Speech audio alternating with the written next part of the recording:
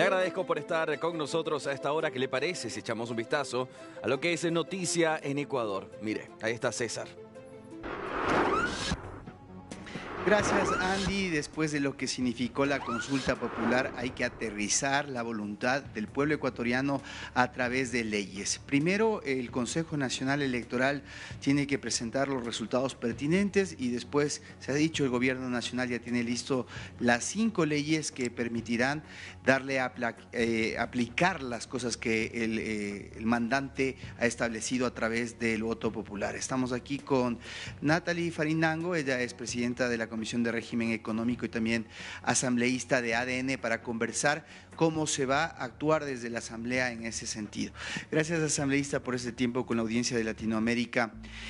¿Cuál es la postura del oficialismo para poder tramitar este paquete de leyes que evidentemente en 60 días será un trabajo maratónico y que muchos han cuestionado la posibilidad de limitarse a lo que el pueblo dice o incorporar cosas a lo establecido?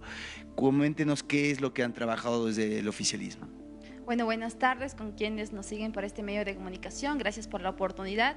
Y la postura de la bancada de ADN es materializar lo que el pueblo ecuatoriano ya determinó, que quiere que prioricemos la seguridad a través de las reformas legales que ya ha anunciado el Ejecutivo, que tiene listas, como bien mencionó, los 5 proyectos reformatorios de ley para combatir la inseguridad en los diversos aspectos que aprobó la ciudadanía. La Asamblea Nacional tiene 60 días para poderlos tramitar, respetando el dictamen de la Corte Constitucional que aprobó las preguntas tanto de la consulta como el referéndum, en donde no se puede modificar ni integrar a los proyectos de ley, cosas que no han sido ya analizados por el organismo de la Corte Constitucional y aprobados por nuestros mandantes, que son la ciudadanía ecuatoriana. ¿Qué es lo que sí se puede hacer para poder entender? Porque, por ejemplo, si se incrementa una pena y no se le preguntaba al pueblo ecuatoriano en cuánto, pongamos un ejemplo del narcotráfico, ¿eso sí puede normar la Asamblea, puede establecer y ser muy específicos en ese aspecto?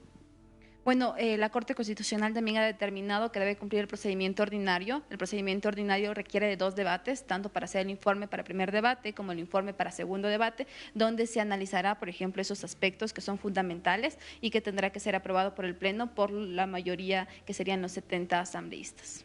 ¿Quién lo puede hacer? Porque en realidad va a ser 5 leyes en forma simultánea. ¿Esto se va a repartir en las distintas comisiones o cuál es la propuesta? Bueno, ha habido propuestas de diferentes sectores que tienen representación política dentro de la Asamblea Nacional, que van desde crear una comisión especializada que trate estas reformas legales, como también que se traten dentro de las comisiones especializadas permanentes que existen dentro de la Asamblea Nacional.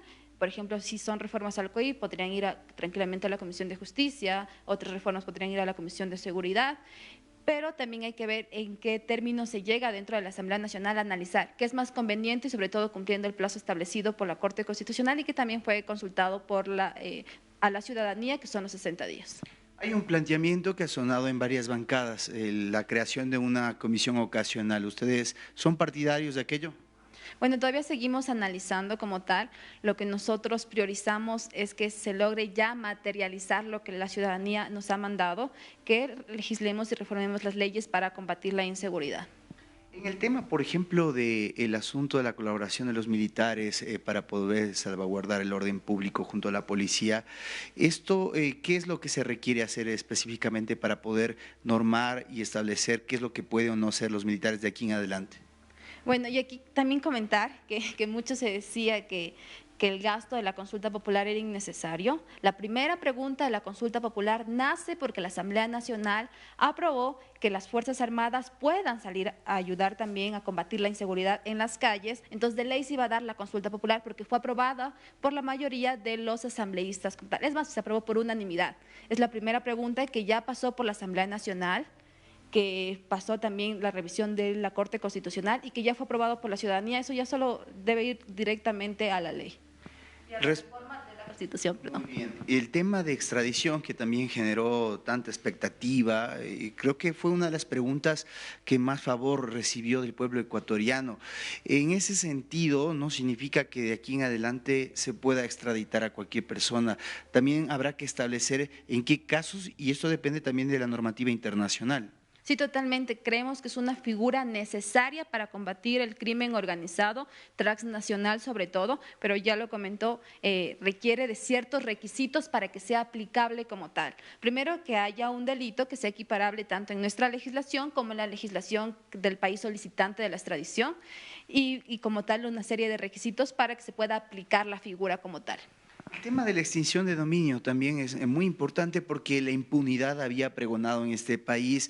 Muchos delincuentes que fueron sentenciados, no muy lejos, Leandro Norero, tenía bienes y aprovechando de que no había una sentencia ejecutoriada, terminó favoreciéndose de medidas constitucionales y recobrando esos bienes. ¿Esto lo consideran importante para poder revertir esos bienes mal habidos en favor de la ciudadanía?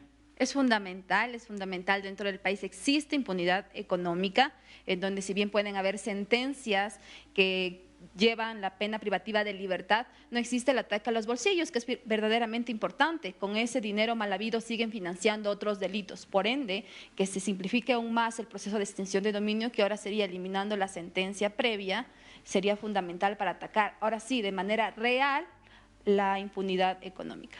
Una última pregunta me parece clarificadora. A pesar de lo que pasa en otras leyes, en el procedimiento habitual, en donde hay movimientos de oposición o que están de acuerdo o en desacuerdo, aquí ningún asambleísta puede votar en contra de la aprobación de estas leyes, sino ¿qué ocurriría?